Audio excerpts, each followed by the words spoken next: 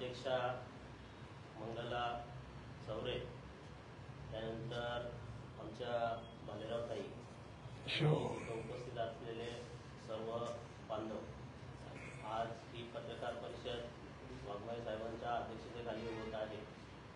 तरी या पत्रकार परिषदेच्या स्वागत करा पत्रकारांचं. निमित्ताने या पत्रकार परिषदेला उपस्थित असलेले सर्व मावळ तालुक्यातील पत्रकार मी यांचे सर्वांचे हार्दिक स्वागत करतो.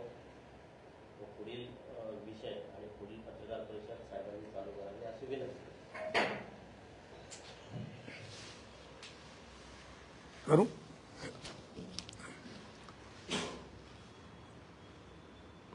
मावळ तालुक्यातील सर्व समस्त बौद्धजन बांधव, लेणी संवर्धक, लेणी अभ्यासक, लेणी संरक्षक यांना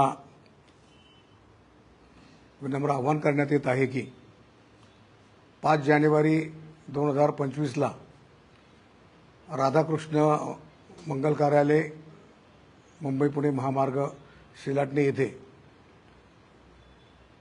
मावळ तालुका बुद्ध लेणी विकास परिषद आयोजित केलेली आहे आणि या परिषदेला सर्व समाज बांधवांनी, लेणी प्रेमींनी उपस्थित राहावं हे आवाहन करण्याकरता आज या ठिकाणी रिपब्लिकन पक्षाच्या वतीने, समस्त बौद्धजन बांधवांच्या वतीनं पत्रकार परिषदेचं आयोजन केलेलं आहे.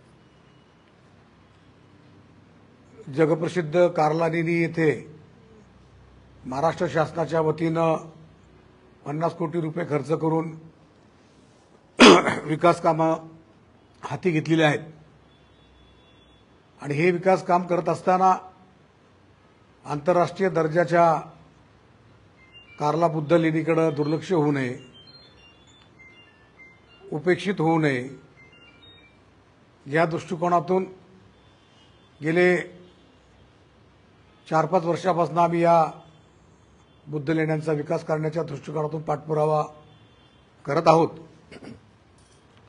5 ऑक्टोबरला महाराष्ट्राचे तत्कालीन मुख्यमंत्री एकनाथ शिंदे साहेब हे त्या ठिकाणी विविध विकास कामांचं भूमिपूजन करण्याकरता आलेले असताना त्या ठिकाणी आम्ही आंदोलन करण्याची भूमिका जाहीर केली होती. त्यावेळी मावळ लोकसभा मतदारसंघाचे विद्यमान खासदार श्रीरंगाप्पा बारणे यांनी संपर्क करून आपण कुठल्या प्रकारचं आंदोलन करू नये, माननीय मुख्यमंत्री कार्ला बुद्ध लेणीच्या विकासासंदर्भात सकारात्मक आहेत आणि ते 5 तारखेला तशा पद्धतीची घोषणा देखील करतील आणि अशा आशयाचं निवेदन त्यांनी आम्हाला दिल्यानंतर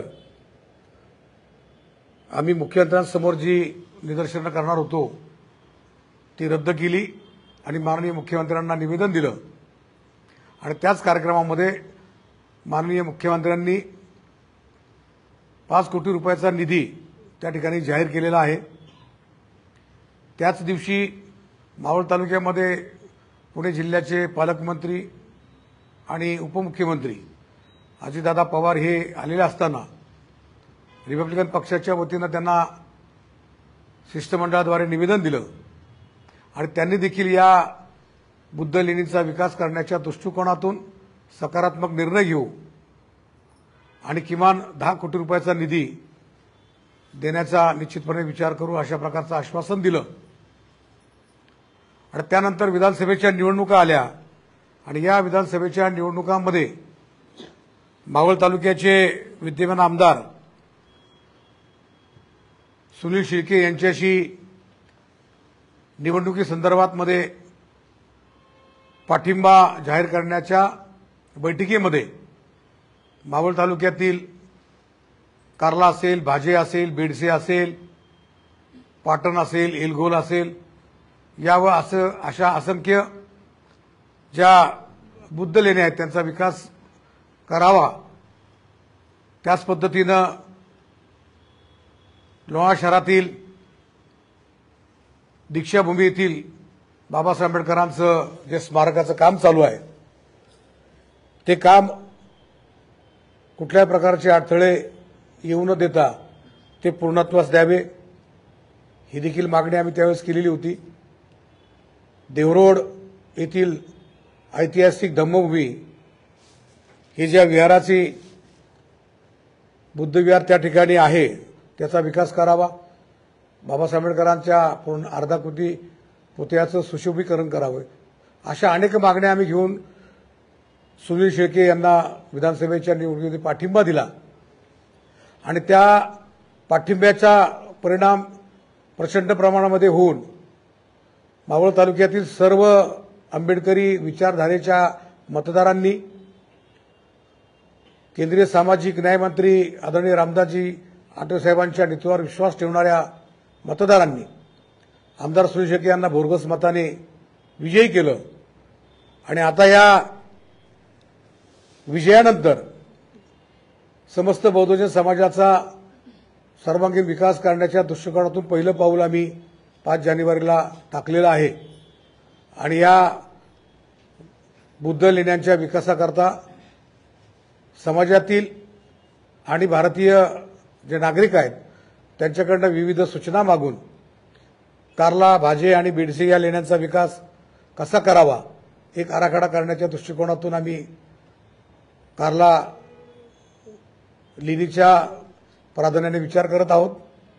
आणि म्हणून 5 तारखेच्या या लेणीमध्ये परिषदेमध्ये सर्व सूचना एकत्रित करून या लेणीच्या विकासाचा अंतिम आराखडा आम्ही शासनाला सादर करणार आहे. आणि मी सर्व समाजाला आवाहन करतो की या बुद्ध लेणी विकास परिषदेला आपण उपस्थित राहावं असं विनम्र आवाहन करतो. त्याचप्रमाणे 2 दिवसापूर्वी बुद्ध लेणी ज्या ठिकाणी आहे त्याच ठिकाणी एकविरा देवीचं मंदिर आहे आणि त्या ठिकाणी अतिउत्साही भक्तांकडनं केमिकलचे फवारे मारले, फटाक्यांचे आवाज केले आणि त्यामुळे तिथलं मधमाशांचं जे मोहोळ आहे ते विचलित होऊन सर्व भक्तांची धावपळ झाली आणि मधमाशांचा हल्ला फार मोठ्या प्रमाणामध्ये झालेला आहे. खरं तर कार्ला ही बुद्ध लेणी ऐतिहासिक आणि हेरिटेज दर्जाची आहे. अशा पद्धतीचे केमिकल फवारे त्या ठिकाणी वापरल्यानंतर या बुद्ध रूपांना आणि कार्ला लेणीला इजा पोहोचू शकते. आणि म्हणून शासनाने अशा पद्धतीचं वाद्यकाम असेल, केमिकलचे फवारे असतील, फटाके असतील, हे फोडण्यामध्ये बंदी असताना देखील जे कोणी त्या ठिकाणी अशा प्रकारचा वापर करतील त्यांच्यावरती शासनाने कडक कारवाई करावी ही मागणी करण्याच्या दृष्टिकोनातून देखील आजची पत्रकार परिषद महत्त्वाची आहे. खरं तर त्या ठिकाणी शासनाचे कर्मचारी त्या ठिकाणी कुठल्या प्रकारचा प्रतिकार ते करत नाहीत. एकविरा देवीला जाणाऱ्या भक्तांचं मावळ तालुक्यातील सर्व आम जनता स्वागत करते, परंतु त्याचबरोबर पुराण काळातील संपूर्ण जगाला ज्याची ओळख आहे अशी कार्ला बुद्ध लेणी जर विद्रूप झाली, त्याच्या रूपाला धक्का बसला तर निश्चितपणानं भारताची मान शर्मेने खाली आल्याशिवाय राहणार नाही. आणि म्हणून सर्व एकविरा देवी भक्तांना देखील माझी विनंती राहील की आपण निश्चितपणानं देवीच्या दर्शनाला या, नतमस्तक व्हा, पण कुठल्याही प्रकारचा धांगडधिंगा करून कार्ला बुद्ध लेणीला इजा पोचेल अशा प्रकारची कृती करू नये असं त्यांना विनम्र आव्हान आहे. आणि ज्या दिवशी ही घटना झाली, जे अधिकारी त्या ठिकाणी ड्युटीवरती असतील त्यांच्यावरती शासनानं कारवाई करावी अशा प्रकारची देखील मागणी आम्ही आजच्या पत्रकार परिषदेमध्ये करीत आहोत.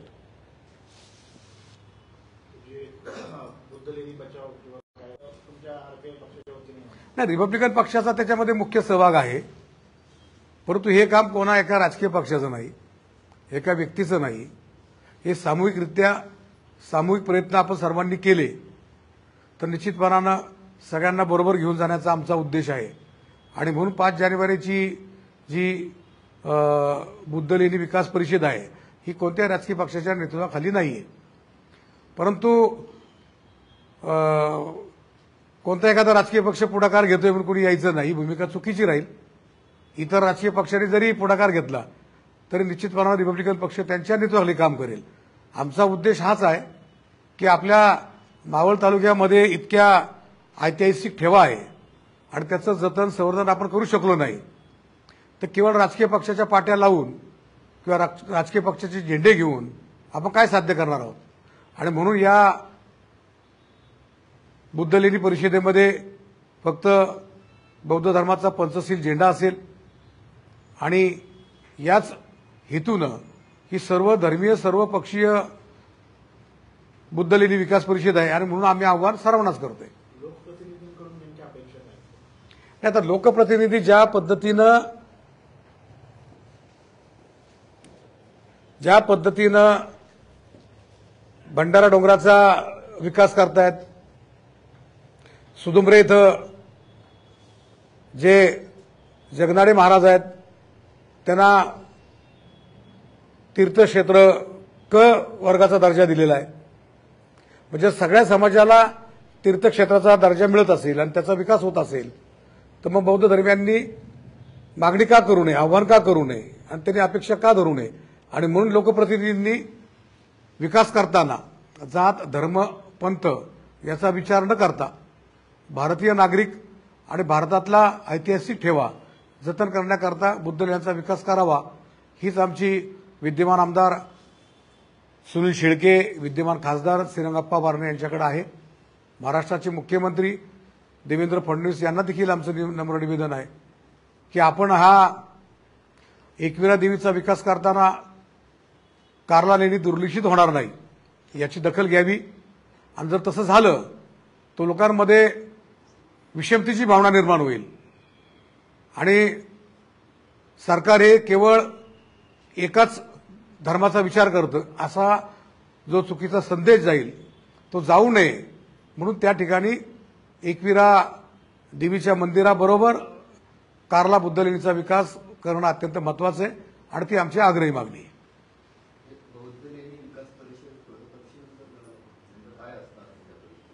नाही त्यामध्ये आम्ही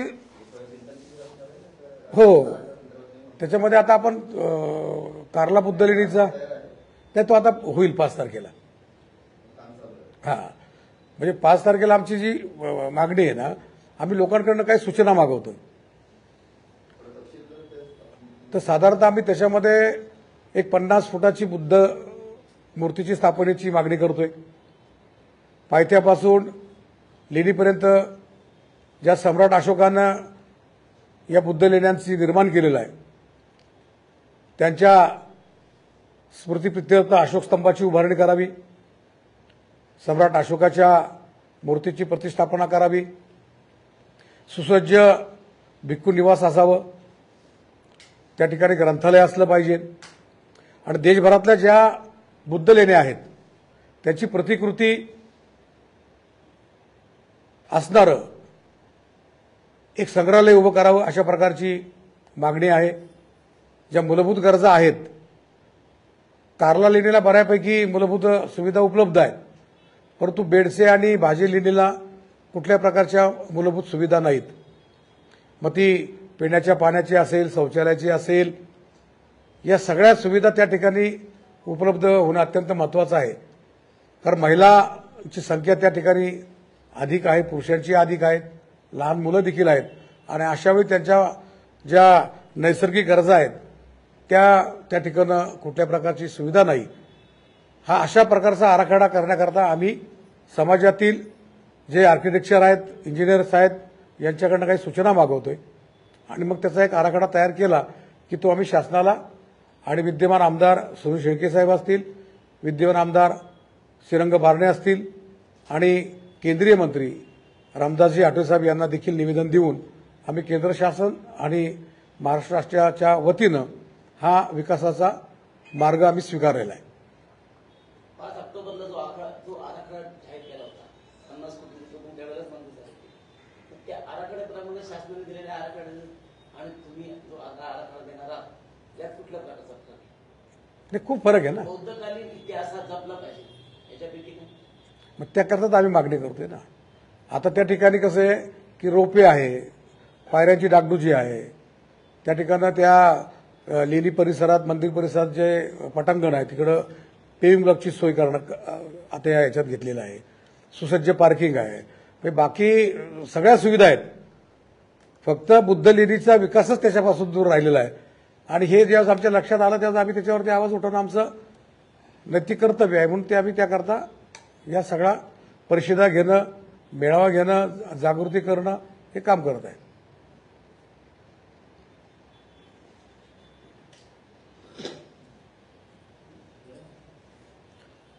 तरी मी सर्व मावळ तालुक्यातील सर्व धर्मीय नागरिकांना जाहीर आवाहन करतो की या 5 तारखेच्या बुद्धलेणी विकास परिषदेला आपण उपस्थित राहावं असं विनम्र आवाहन करतो आणि थांबतो. जय भीम, नमो बुद्धाय. आभार मान. कुठली? आता 5 तारखेला आम्ही राधाकृष्ण मंगल कार्यालय या ठिकाणी ती परिषद घेतलेली आहे. त्या ठिकाणी येणारा म्हणजे महाराष्ट्रातले अनेक मंडळी त्या ठिकाणी जे लेणी अभ्यासक आहेत तर ते देखील येणार आहेत. तर त्यांच्या सूचना, त्यांचं मार्गदर्शन, कशा पद्धतीनं विकास झाला पाहिजे ते त्या ठिकाणी मार्गदर्शन करतील. भिक्खू संघाला देखील आम्ही पाचारण केलेलं आहे आणि ते देखील त्या ठिकाणी येऊन मार्गदर्शन करणार आहेत. नाही, तो हा काय शासकीय प्रोग्राम नाही ना. नाही, हा शासकीय प्रोग्रामच नाही ना. चालायचं. धन्यवाद. हा, आभार माना. नाही, ते ह्यांना जाऊ दे. का करायचं? बरं, चालते. मग आता इथंच